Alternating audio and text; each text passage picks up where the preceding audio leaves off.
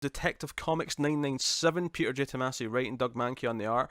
Try to Mankey, this is his 4th issue in a row of a double shipping book. Now, I'm sure he had some lead time, but it's impressive enough. Yeah, you get a bit of a head start when it's the start when it's the first 4 issues. Well, So if they handle like Batman and plan the arcs out well enough, we might actually get well, I mean, arc to arc. that was always the plan for all of the double shipping books, and Batman was the only one that managed to have any semblance of consistency. We teased that he was going to try and help the original Mr. Miracle in the last issue because he also helped train him. So we kind of start with them in a trap. So the villain has put them in well, it's actually Mr. Miracle's home, but they've rigged his home to be a tank, and they've got sharks in there. Eventually, there's piranha. It's essentially an escape sequence, which I guess feels fitting when you're dealing with a Mr. Miracle. So it's a whole escape act. I know Matt wasn't so hot in this issue. He felt it was a bit too because Batman. Yeah, I tend to agree. There's a lot of that in this. Yeah, honestly, the one that made me groan was him firing his bat ear at a shark. That was the one where I went, oh, this is a bit too stupid now. I'm really conflicted as to how he got the ear back on. Like I see him. Yeah. So is it the page after that? No, 2 pages. As they're swimming up, to escape. So I see him get out of his rope stuff. I see him grab the ear in his hand on the 3rd panel, and in the 4th panel, it reattaches just like that, like to just clip back on because it looks kind of seamless. I guess it does. I mean, at least it shows you it grabbing him. I thought you were going to tell me it just appeared again. No, I can see it in his hand. No, that's fair. To be fair. Yeah, the art's quite good in this one. Typically, for the most part, I agree. Yeah. All the underwater stuff looks good.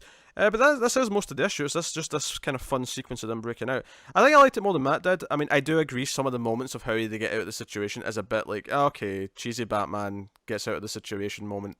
Yeah. The ear blasting off and like firing at something feels a lot like when the Scott Snyder and All-Star Batman did a square in my chest comes out and does this thing now. And I'm like, really? You just got a square in your chest that does this, that comes out? Like, I don't know.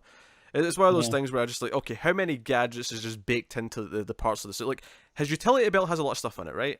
That's fine. That's always been the case. But when random parts of the suit have like tech hidden in them, I'm just kind of like, oh, okay, this is... At least, like, if you tell me it's something in the bat symbol, often that's like a raised section. I can buy something there. The ear, it's always... even in this issue, it looks so seamless. Like... I don't understand how it comes off and clips back on. The bat symbol's fine if it's the whole thing comes off and there's like just one thing behind it or something like that. I think that Snyder one in All-Star Batman, it was just weird to me because it was all these random squares just started popping out as if it was all these little doors, and I'm just like, no, can we not do that? Anyway, so they get out eventually. Mr. Miracle almost dies, but Batman saves him, of course. And the villain's there, the monstrous kind of thing, although he's taken the form of a kind of evil-looking Batman. And we get a fight with him, sort of... What was it he's yelling?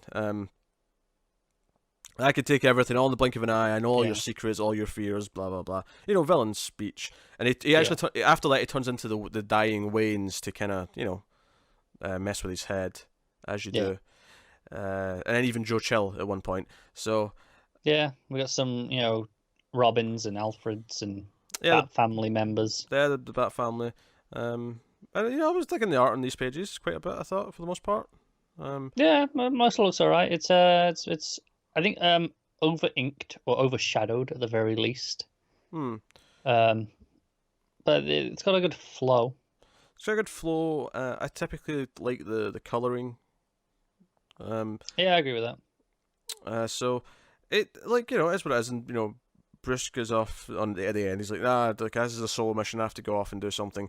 And then the ending is basically him crashing Hugo Strange's place. And I love that Hugo's actually in his bat suit. he's got like a bat suit on. Do we know why? Well, this is back to Hugo's whole. This is classic Hugo, really. No, but do we know why he's wearing it now? Just when he hasn't been for a while? Right now, no. I'm sure that'll be something that comes up next issue, but it's certainly not like a out of nowhere thing though for him to have a bat suit.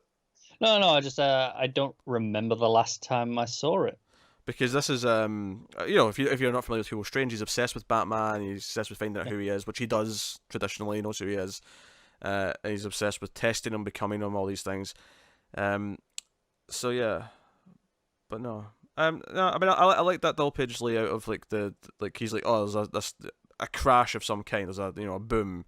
He's like, my lab's destroyed. Whoever this will pay with this with death. And then the final page is just Batman coming towards him saying, strange, with the lightning behind him. Very, it's not quite Dark Knight Returns, but I think the lightning being behind him certainly evokes that memory.